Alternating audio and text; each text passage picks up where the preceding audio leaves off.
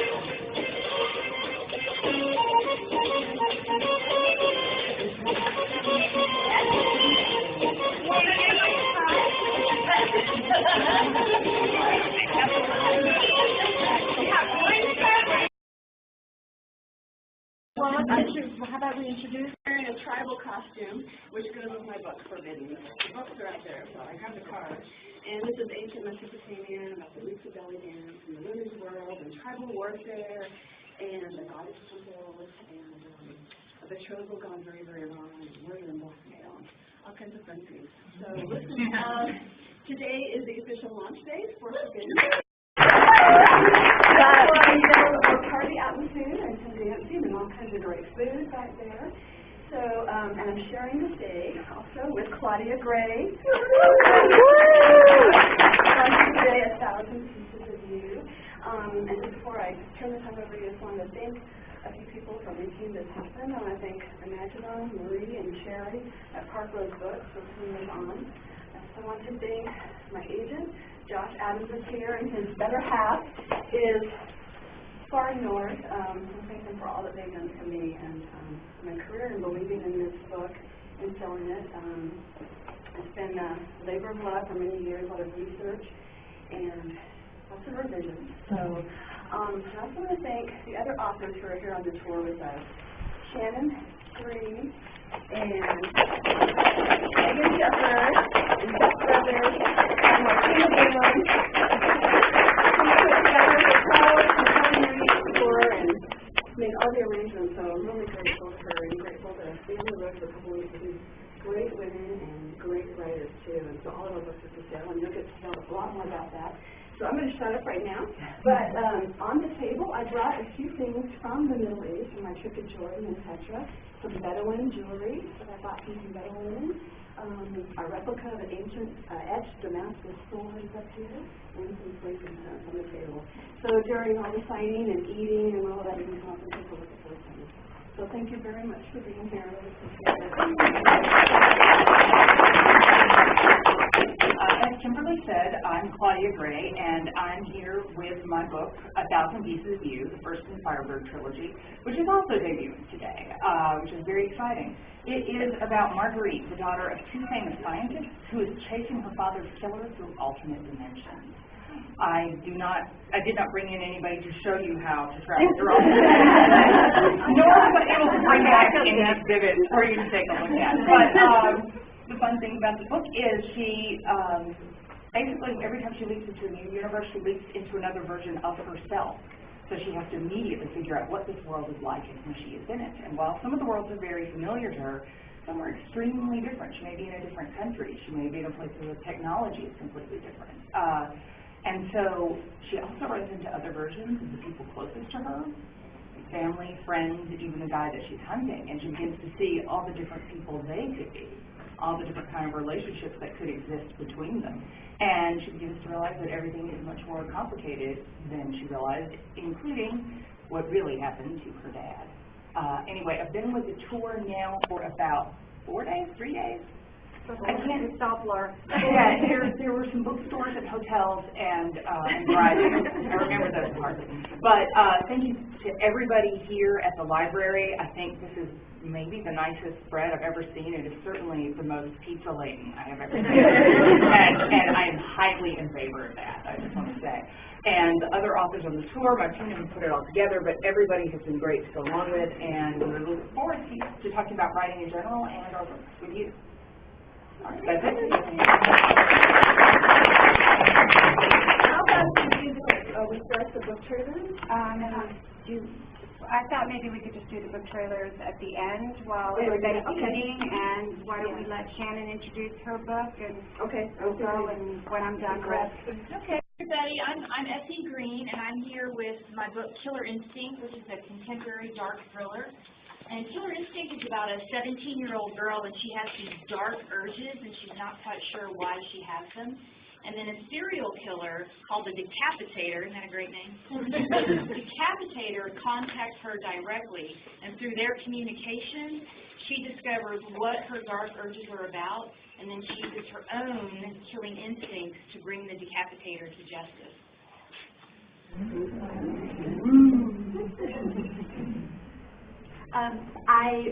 My first published trilogy is the Across the Universe books. They are basically murder mysteries in space, because I like to kill people in space. None of them are decapitated though, so I need to work on that. Yes. Yes. The newest book I have out is The Body Electric, and it is what is happening on Earth while the other trilogy was in space. And it takes place in a futuristic version of Malta, a Mediterranean island that is something of a utopia, except there's some twisted ways to use the technology that has been invented since then. If you have read Philip K. Dick's Do Androids Dream of Electric Sheep or Total Recall, you might see some hints of that in there. But yeah, that's it. I'm Megan Shepard. This is my book, ImaginOn's Daughter. I carry a copy with me everywhere. But it's about the 16-year-old daughter of a mad scientist. And the mad scientist, Dr. Moreau, is doing secret work on a remote tropical island off the coast of Australia. He has found a way to, through surgery, change animals into kind of human creatures that can talk and walk. And so his daughter gets involved in all of this kind of dark science. And if you're familiar with The Island of Dr. Moreau by H.G. Wells, it's a retelling of that. And it's the first in a trilogy, and the second book takes its inspiration from Jekyll and Hyde, and the third book, which comes out in January, is based on Frankenstein. I too have an island. Mine is Pontius. It's a fictional island south of Charleston, South Carolina. The name of the book is Compulsion. And that takes its name because the 3 families that live around the island have, for about 300 years, had 2 gifts and a curse. 2 of the families have gifts, and the 3rd family is cursed with wanting whatever the other 2 families have and never getting enough. But there's a flip side to the gifts, and so while one family is able to find lost things, they are also compelled to find them. And while another family is able to know what people want, they are also compelled to give it to them or want to give it to them. And so we have a 17-year-old girl who comes home to that island for the first time, and she's never heard about it. She's recently lost her mother and her caregiver, and she's now having to discover this island, and she discovers there's actually a lot of things hidden on the island. And they are things that are better off hidden because they're very dangerous. And there's forbidden love and some voodoo and some ghosts, actually lots of ghosts. And I was thinking my body count was maybe lower than that, but I don't know. Not so low. This is the count. She has explosions, I have explosive kisses too. All right. That's it? Yeah. Okay. You guys ready to write a story? Yeah. Okay, all right. So, who has better handwriting than I do? Because mine stinks. You want to write? Yeah. Story that's where the book goes on the bookshelf. And so that's probably where we want to start, right? Is to pick a genre. So, you guys tell me, what are some of your favorite books?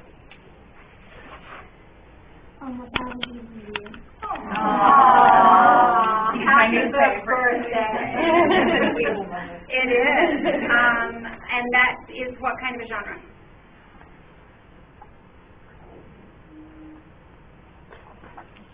I would call it sci-fi, and I feel like I would know. Okay. What's your favorite? Dragon Slayer by Bruce Collins. Okay. It's a fantasy. Fantasy. So we've got fantasy, we've got sci-fi. Anybody else? Iron Space series by Julie Cagg. I think that's how you say your name. So that would be paranormal? Yeah, I think so. Yeah? I think so. Yeah. The Hunger Games by Suzanne Collins. And that would be dystopian? Okay. And anybody else? This side of the room, you're being massively underrepresented. We are huge fans of Sarah Dessen. That would be contemporary. Contemporary. Okay. Fault in Our Stars, I'm sorry, I didn't hear that one. Fault in Our Stars, Also contemporary, although somebody yesterday said that was a cancer book. So that was the genre. I was like, yeah. I didn't know what genre. I didn't know that. It's not its own genre. Although Sean Green is very quickly becoming his own genre. Anybody else? Aragon, Christopher Paolini. So that is a fantasy, right? Okay, so we've had fantasy a couple times, but we're going to decide what we're going to write. And actually, one of the great things about YA, which is not a genre, it's a age category, and there are many genres within it, is that a lot of the books are mashups. They take different genres and sort of blend them together in interesting ways, and we kind of all have, I have a Southern Gothic murder, mystery, romance, and yours is a historical, that Feels like a fantasy. yeah, and sci-fi and some. There's sort of a thriller aspect to her chasing this person on and on through the dimension. And we've got the straight-up thriller, and we've got Historical, thriller, sci-fi. yeah. It's sci-fi. There's some kissing, but there's a lot more blown up. So you can see we sort of mixed it up. So you guys can feel free to mix it up. What floats your boat? What do we want to write? Fantasy.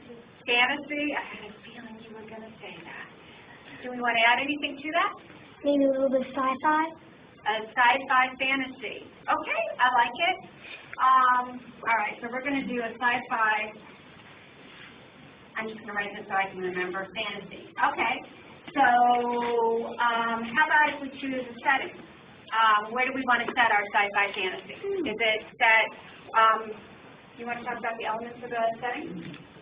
Oh, well, setting can be anywhere and any time and any place. I could go through parallel universes around the world and time periods. And historical can be anything from this year back to the end of all man, or the future. And we can go to the future. It could be time travel or whatever, and it could be set other planets. So setting really encompasses a lot. And I love setting a lot. That's often a jumping off start for me with an idea. So I've written about old Louisiana bayous and swamps, and of course ancient Mesopotamia. I love medieval historical fiction like Grave Mercy by Robin Beavers. And it's fun to do the research also for setting and bring in all those different elements, like the lush Southern Gothic and sweet tea and all things go with that. So Setting can be a character. That's my favorite. Future London. Future London? Future London, I like it. Okay, so what is going to make it a fantasy about future London? What is the fantastic element in future London? Arthur comes back. Reanimation. Reanimation. I feel like Megan can help us. Okay. I've done my research, unfortunately. So help us brainstorm where the reanimation takes place in future London. I feel like there's, let's see, Whitechapel is the neighborhood where Jack the Ripper did a lot of his great deeds. So I feel like that kind of a sinister, maybe even possibly paranormal vibe. We have to have a reverse Jack the Ripper who's bringing dead people's lives. Those are some of those body parts you hear? You might have hit them. I'm feeling like we're going towards the horror direction. Actually, come on, maybe you turn back to not creepy. Okay, Jack the Ripper. Are you all right with Jack the Ripper? Yeah. Yeah. Oh, it's a little less enthusiasm in the back. All right, Jack the Ripper reanimation. Okay. So, a lot of times, it's helpful to kind of get a sense of the type of plot that you can do. There are, people who say you can have there's only one type of story. Some people say there's 30. 7 is a nice round number people have thrown around. Shannon, you remember the 7? Oh my goodness. How do we do it? I don't know if I remember it all. The two of us put together, we can get All right, like let's 5. The quest. Yeah, the quest. The quest.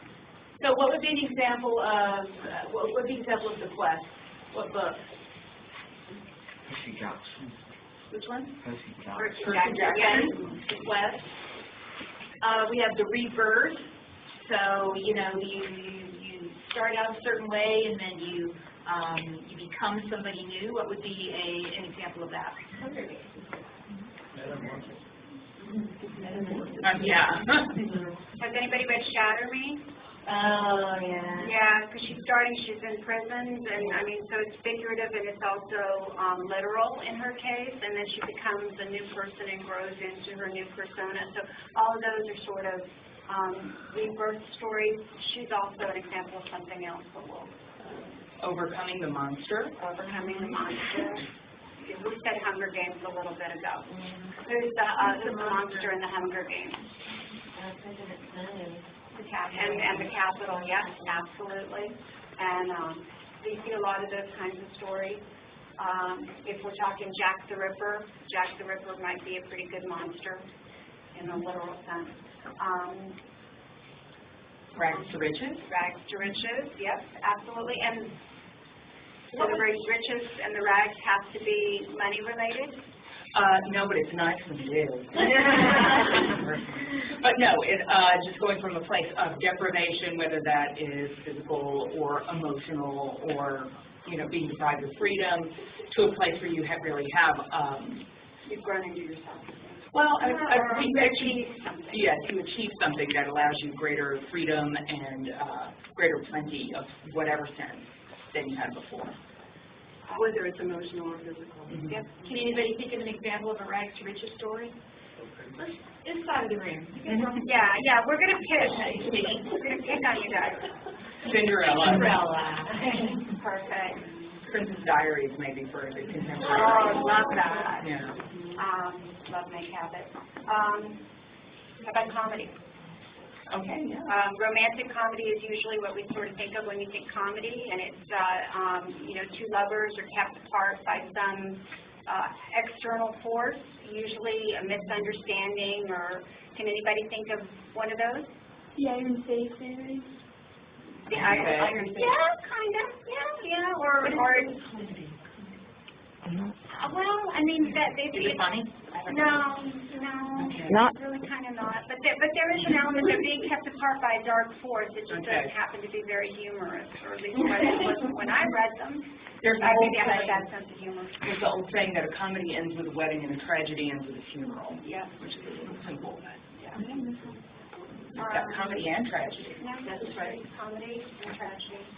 And but comedy is like, for example, Stephanie Perkins, or even Sarah Desmond very frequently. So we had, tragedy is actually number 6. so what would be an example of a tragedy? We did, but it was, Somebody back here said it earlier. There you go. Faulkner stars here. And then I don't remember number 7. I don't either. Sorry, depression. There is a 7. Coming of age, and we'll get it. Coming of age. Coming of age. No, that's the rebirth. Oh, okay. Return, voyage, or return home, whatever that's called. I'm not saying it We right. could call it the return home. That's it to me, like the Wizard of Oz or Alice in Wonderland, where you're starting someplace else and you're wanting to get back to your previous state or your home or whatever, and things stand in your way. So, given that we're doing Jack the Ripper, futuristic London body parts, reanimation, which one of these kind of story structures sounds like it might be something we could work with? Definitely romantic comedy. Overcoming the monster. Overcoming the monster. Okay, and who's going to be the monster? Jack the Ripper. Okay, I feel like that's a really good start. So that takes us to our characters, right? So, Or if we've got somebody who's finding the body parts, maybe, and reanimating them, maybe they're the monster. I was thinking that you could bring people back from the dead. You decide to make Jack the Ripper. You could really. We're going to go back to Jack the Ripper. Oh, okay. No, I'm thinking Jack the Ripper should have heard really famous or smart or kind of cool people, and instead of maybe the 10 people who did. And you put them all together, you get a super Like a super villain. That's what I'm doing. Okay, so is Jack the Ripper still in the story and he's pulling the strings on the supervillain, or did the supervillain get away from Jack the Ripper? The supervillain could be controlling Jack the Ripper. So Jack the Ripper becomes, my favorite word, minion. I like minion. Okay, I like that. That's great. So now we have a villain and we have a minion. So let's talk about the villain. Let's give our villain, supervillain, let's give him a name and no cape. Norm. Thor? Norm. Norm. Okay, I kind of like it. I'm kind of starting to get a picture of supervillain Norm. Okay, and so describe supervillain Norm. Super strength, and the only way he can die is by a silver bullet. A silver bullet. Okay, let's get some other thoughts on silver bullets, because I feel like the only way he could die is being stabbed with a branch from a white oak tree. Branch from a red oak? White oak. White oak. I like it because that's really specific and kind of fresh and, different. So I like that. Branch from a white oak, because how do you find out that that's the only way he can die? In the future, there might be very few white oak trees left. Maybe they're endangered. You have to really look for one. Yeah, I like it. Like a writer. Or we could combine them and we could make it a white oak branch tipped in silver, but we won't go there. Actually, very patient young man. Then would it have like a super, kind of supernatural element, like kind of specific? Like what? Like maybe supernatural, as in a stake made of white oak. Yeah. That would be our sort of fantasy element of it. Yep.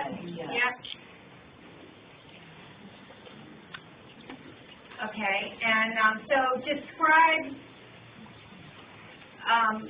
one of the things that you want in characters. You want to talk about and whether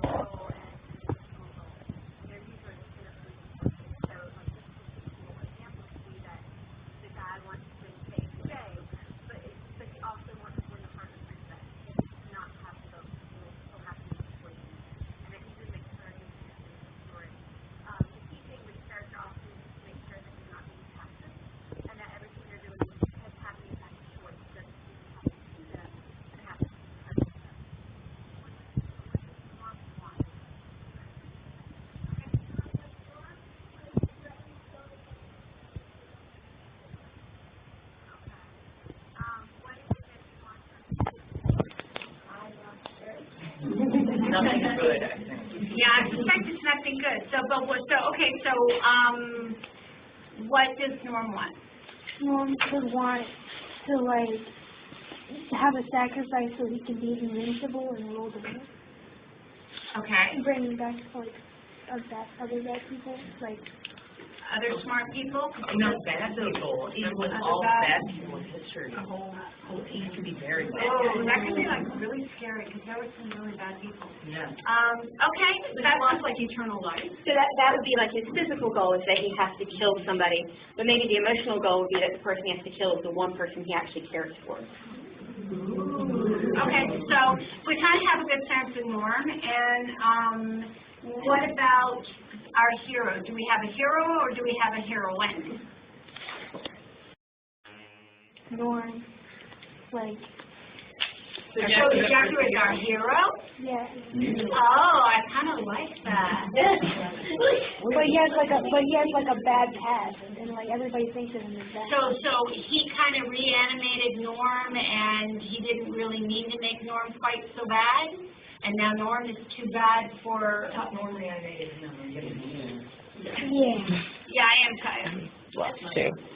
Yes, welcome to the life of a writer. Yeah, and this is the thing, is we're constantly like changing things and making things fit because, you know, it doesn't all come to you unless you're Stephanie Myers in a dream. How many of you are cancers and how many of you are outliners? I used to say I was a plotter until I realized that my outlines were 38,000 words and I was probably not outlining, I was probably writing a draft to figure out where I was going. So I call that a discovered draft now, and I always pretty much say I'm a plantster, which mostly means I feel like I'm going to face plant anything. I'm very much a pantser. I just have an idea and I start running with it, and then it. So it's kind of like this. You kind of teaser and yeah. Out. I never talk about this over lunch. I can't do a synopsis to save my life. Big old pain in the booty. I am an outliner. I love to figure out where I'm going. I mean, I don't see the outline as being different from writing. It's sort of akin to what Martina just said.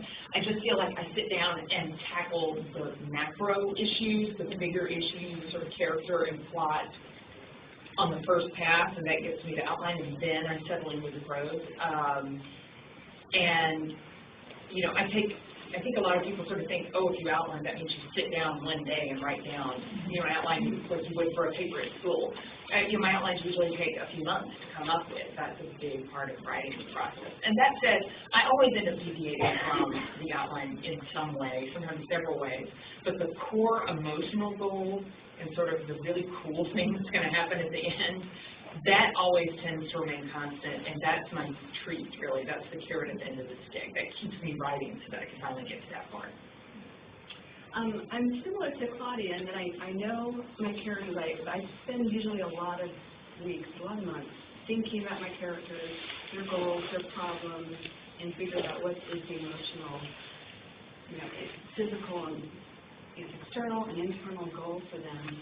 And I know where I'm headed, but I outline very briefly, and I use what's called 3x5 card plotting. So I'll take like a stack of like 50 3x5 white cards and then put the ideas for like the different scenes, kind of knowing, you know, the basic direction the story is going to go. And what's great about that is you can, you know, reshuffle them around. You can add cards where you see holes, and or take cards away that aren't going to work anymore once you get partway in the story. So it's really flexible.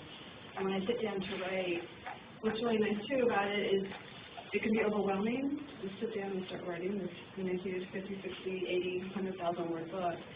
So after I figured all that out, lay them all out, I put them together, and when I sit down to write that day, I just say, all I gotta do is write the top card. Don't worry about the rest, just write the first card and just get started. Mine varies depending on the kind of book I'm writing. I've written 5 books now that will be published. I've probably written another 5 that won't, and every single one has been different. For some of them, I spent upwards of a year brainstorming, thinking through, really getting to know the characters, heavily outlining the plot. And then for others, I just had the idea, literally sat down and just started writing.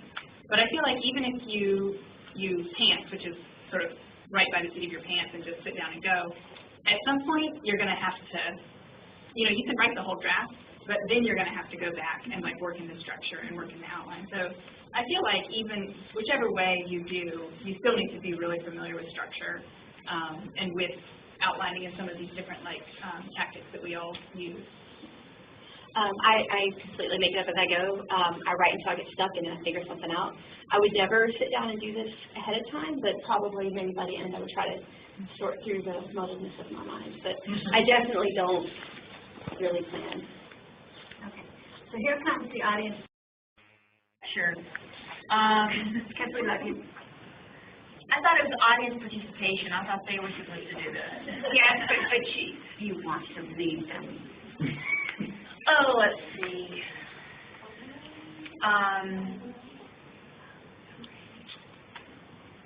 We're in London. It's the future. It's the future. Let's see.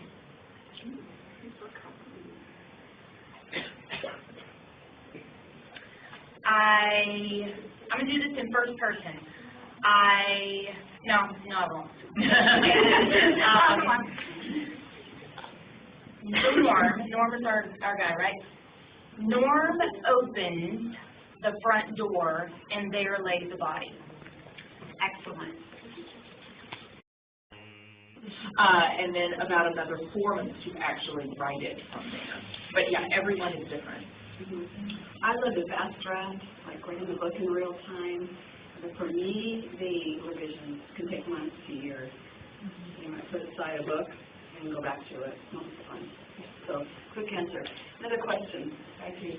Do writers feel any pity when filling out paragraphs? No. It depends on the character. It depends on the author. No.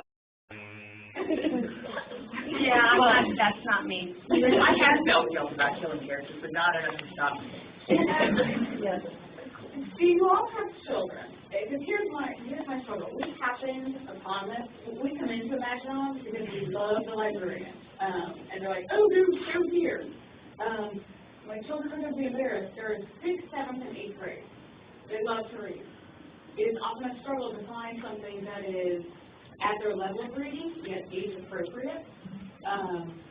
As authors, you know, where do you gear your young adult literature? Like, what age ranges? And if you have children, like, are you writing to your own children? Are you writing to your friends' children? Can you give a parent any advice? Some young adult novels, the publisher will decide the age range. It can be 12 up or it can be 14 and up. A little more crossover to adults even. I don't personally write for my children, or I really write for myself. I write the things that interest me the most. I feel very strongly about, I can't stop thinking about. You're dreaming about it, you're thinking about it all the time, and something that just is really personal. Yeah. I don't have any kids or a dog, but you write for Pierre. that would not be a very involved book. Hamburger on floor, yay! You know, that's your novel. But I try to write for who I was at that age, books that I would want to have, and I try to think about age ranges because I really think there's such a difference in what kids are ready to read. The exact same grade will have kids that really still need to be on chapter readers and kids who are ready for adult books. I always sort of joke that we ought to classify them by Harry Potter novels instead. I feel like my first books were sort of right around like Prisoner of Azkaban, Goblet of Fire. This one is more Deathly Hallows. If your kid can read that, then okay. There are some websites, I don't know if y'all know the names of any of them, there's a few websites you can find that will list, you know, exactly how much cursing or... commonsense.org. Yeah. I try not to worry about it too much because then I find that it kind of cripples my storytelling, you know, and I just got to get the story out. So I just let my publisher set the age range, you know, but my books are in a lot of schools and libraries. And I write historical fiction, which is actually kind of nice when it comes to some of that suitability because all the cursing is historical cursing, you know, like left. And too many people. And as far as romance, you know, like showing an ankle was like as scandalous as it got. So I think I kind of was able to work with that well for younger kids. Another question? Yes. Do you guys have any advice for people that want to start writing books? People who want to start writing books. Yeah, well, actually, November is a great time. There's something called NaNoWriMo, which is National Novel Writing Month, and it's happening right now. And it's for people who have kind of always wanted to write a book, but haven't found the time, or they start an idea and they're just not sure, how to get it going. And the whole idea is that you just write. You're supposed to write about 50,000 words. It doesn't matter if it's good or not. Because a lot of times when you're starting to write, you're so concerned about, is what I'm writing good or not? And the whole idea of NaNoWriMo is you just got to get it down on paper. You can always fix it later. But it's kind of getting over that block of, am I ever going to do it? Am I ever going to write? And if you have any inclination, I say, try it. But, especially for someone who is not, like, decrepitly old and, like, desperately trying to finish their book before they die, whenever possible, make sure that if you have the choice between sitting down and staying in your room and writing or going out and experiencing something new in life, go experience a new thing. Because a life well lived will give you so many story ideas, and you will find stories that you never knew existed if you hadn't went outside of your comfort zone and tried something new. Yeah, there's that concept, called filling the well. You need to spend time writing to make it enough of a habit. I'm not somebody who writes every day, so I don't really have to do that, but you have to write regularly enough that you're making progress, that you're getting better, and that most importantly, you stop asking the question, when will I find time to write? Like, you just suddenly automatically are doing it. But, you have to have the new experiences. You have to occasionally step away. And the strangest things may wind up inspiring a story idea in you. I'm going to add to that, reading widely, not just in the genre you want to write, but across a lot of different genres, and reading nonfiction and newspapers, and they still actually exist, you can do them online. I also have a blog that I share with some blog partners, Adventures in YAPublishing.com. It's a 2-time Writer's Digest 101 Best Websites for Writers blog. There's tons of worksheets, lots of information for beginning writers and middle writers, and authors come on there every week and do giveaways and share their best advice, the things that got them published, and so you can go and explore and find lots of information. Good. Let's see.